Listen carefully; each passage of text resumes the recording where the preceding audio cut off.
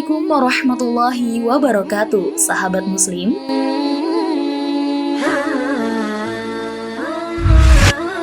Kisah Nabi Muhammad dalam penyebaran agama Islam memang penuh dengan perjuangan.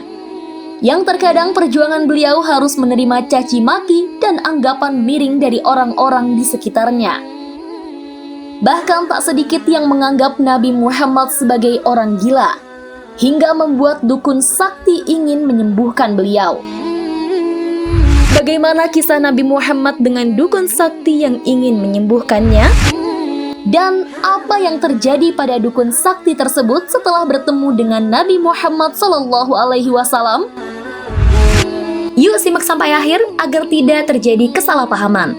Tentunya hanya di channel Santri Update. Sebelum lanjut, bantu channel ini terus berkembang dengan cara klik subscribe dan nyalakan lonceng notifikasinya ya. Serta bagikan video ini agar bermanfaat untuk orang-orang di sekitar kita. Kisah Rasulullah dan seorang dukun yang hendak menyembuhkan beliau. Rasulullah SAW adalah sosok mulia yang telah melewati banyak perjuangan pahit dan manisnya berdakwah menyebarkan agama Islam pada umatnya. Serangan pada beliau pun tak pernah habis, baik serangan fisik maupun mental. Lontaran kata-kata benci, cacian, dan maki, lemparan batu dan ludah dari orang yang tak suka padanya pernah beliau dapatkan. Bahkan beliau pernah dicap sebagai orang gila karena mengaku sebagai nabi dan utusan Allah, menyuruh kepada penduduk Makkah untuk masuk Islam dan menjadi pengikutnya. Hal ini dituliskan juga oleh Allah di dalam Al-Quran surat Al-Hijr ayat 6. Mereka berkata, "Hai orang yang diturunkan Al-Quran kepadanya, sesungguhnya kamu benar-benar orang yang gila." Atau apakah patut mereka berkata, "Padanya Muhammad ada penyakit gila"? Sebenarnya dia telah membawa kebenaran kepada mereka, dan kebanyakan mereka benci kepada kebenaran itu. Quran Surat Al-Mu'minun ayat 70. Kabar Nabi Muhammad gila ini berhembus semakin kencang hingga orang-orang Makkah mengetahuinya. Isu tersebut juga sampai ke telinga seorang dukun dari Az-Shanu'ah dari Yaman. Namanya adalah Dimat Al-Azdi. Ia mendengar isu tersebut saat tiba di Makkah. Setelah mendengar kabar tersebut, Al-Azdi segera menemui Rasulullah dan mengobatinya agar sembuh dari sakit jiwa. Al-Azdi adalah dukun yang terkenal pengobatannya dengan cara menghembuskan angin. Al-Azdi kemudian menawarkan pengobatan kepada Rasulullah saat mereka bertemu.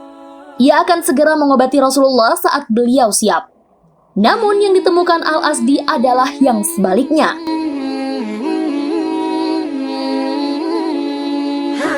Sesungguhnya pujian itu bagi Allah. Kami memuji dan memohon pertolongan kepadanya. Siapa yang diberi petunjuk oleh Allah, tak seorang pun bisa menyesatkannya. Dan siapa yang disesatkan Allah, tak seorang pun bisa memberinya petunjuk. Aku bersaksi bahwa sesungguhnya tiada ilah selain Allah semata, yang tiada sekutu baginya. Dan aku bersaksi bahwa Muhammad adalah hamba dan rasulnya, kata Rasulullah merespon penawaran Al-Azdi tersebut. Sebagaimana tertera dalam buku Sirah Nabawiyah, Syekh Syafiur Rahman Al-Mubarakfuri, 2012. Mendengar hal tersebut keluar dari ucapan Rasulullah, Al-Azdi terkejut dan takjub. Ia tak menyangka bagaimana bisa orang yang katanya gila mengatakan hal sedemikian rupa. Kata-kata yang menakjubkan. Al-Azdi meminta Rasulullah mengulangi kata-katanya, dan beliau pun menuruti permintaan dukun tersebut. Setelah mendengar kata-kata tersebut, hati Al-Azdi kemudian berbalik.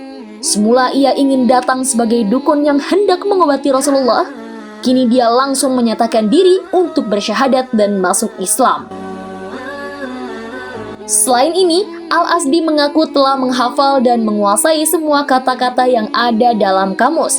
Tetapi kata-kata yang keluar dari lisan Rasulullah adalah sebuah kata-kata yang menakjubkan yang pertama kali ia dengar. Berikanlah tanganmu, biar aku berbayat atas nama Islam. ujar Al-Asdi pada Rasulullah. Dengan begitu, dukun yang ternama itu menjadi salah satu dari sedikit penduduk Makkah yang menyatakan keislamannya di masa awal-awal dakwah Rasulullah.